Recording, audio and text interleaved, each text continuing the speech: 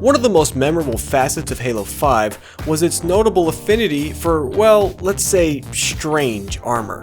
And virtually any fan is aware of the Seeker armor, which is probably slated to go down as the worst looking armor set in Halo's 20-year history. But what I think is even more interesting than Halo 5's myriad of questionable design choices is the fact that none of the armor in the game is here for no reason.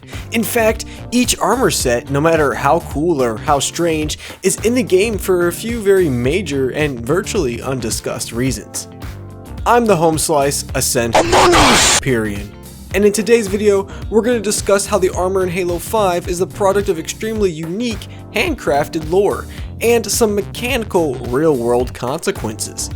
By the end of this video, you'll have a new appreciation for the Vector armor unlike ever before. I doubt it. But be sure to stick around for my viewer question at the end and join my Discord server too. Let's get this started. So, like I mentioned, Halo 5 has some arguably questionable armor options, but to get a full handle on this topic, we need to expand our minds a little bit. It's not just strange that Halo 5 has some strange armor, what makes it even weirder is that it has some really cool ones too. Helio, Skrill, Viper, Anubis, Centurion, these and several others stand in stark contrast to some of the more wild and less favored designs that are virgin to Halo 5 as well. A common comment I sorta hate to see is when people say stuff like 343 can't make good armor, cause well, that's not true. But it's that fact that they make good armor that makes the existence of, well, this just seem all the more strange. So what gives? What's with the inconsistent quality of Halo 5 armor? Well, there's two main things that feed into the gap between this and this. In no particular order, the reasons are lore and creative outsourcing. Let's start with lore. A little known fact about the Halo universe is that the creation of Spartan armor, especially in its higher production phases, was handled mostly internally, with some outsourcing to private contractors. In Halos 3 and Reach, the armor we see are all armor variants that are assumed to have been active, moderately to highly produced variants used in the war against the Covenant. That's why there are so few, and why they are fairly similar in design. But in the Halo lore, after the conclusion of the Covenant War, the UNSC made one very major change. They basically took the Spartan program public. In an effort to improve relations and make the program seem less like an organized child abduction scheme, the UNSC basically invited a far wider swath of companies to start producing Spartan armor. And with variation in producer, you get variation in product.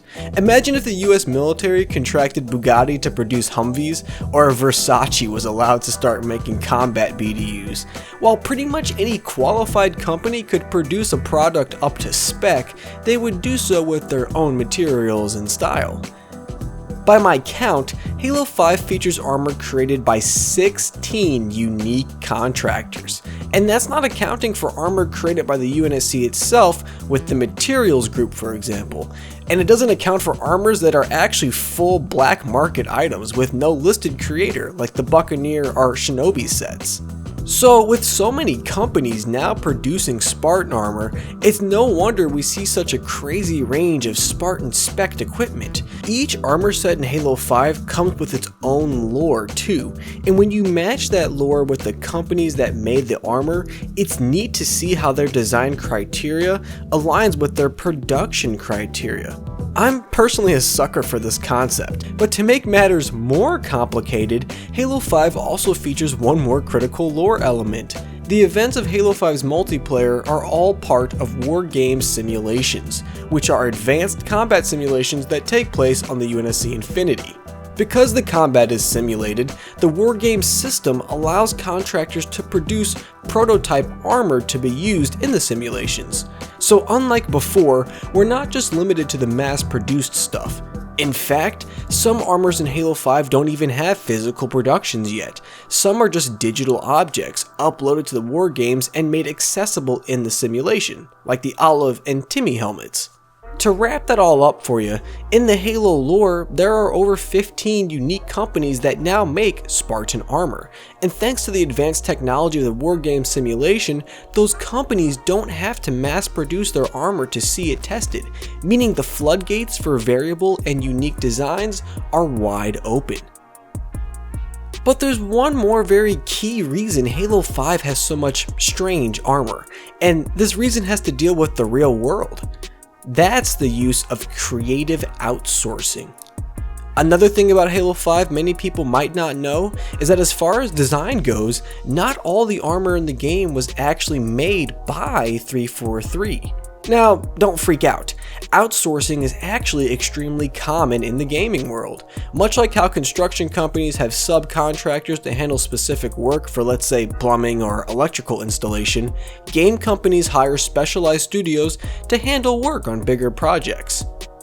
Airborne Studios, for example, handled a lot of the work with Halo 5's multiplayer armor. They handled things ranging from the Mark IV to Tension to Vigilant, and hey, they even did the Cinder armor.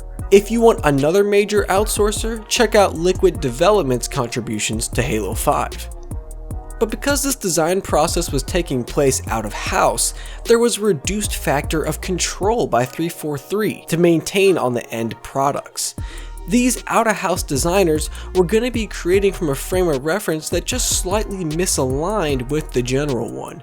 If you look up the 2D concept art made by 343 for Halo 5, and then at the 3D final products made by the outsourcer designers, it becomes clear that often things were lost in translation, and I've often said that the concept art for Halo 5's armor is 10 times better than the final products. In summary, Halo 5 has both lore and real-world reasons why its armor is not only strange at times, but cool as well. From a story perspective, companies have been given free rein to design armor how they want and just sort of test it out. That lends itself to strangeness. But IRL, the game's armor was created in many ways out of house, which created thematic and stylistic divides that resulted in what we know the game to have today. That's not necessarily the fault of the outsourcers, they're just doing their work. It's a product of how the work is done. So, faithful viewer, let's move into today's question. Which in-game contractor made your favorite Halo 5 armor set?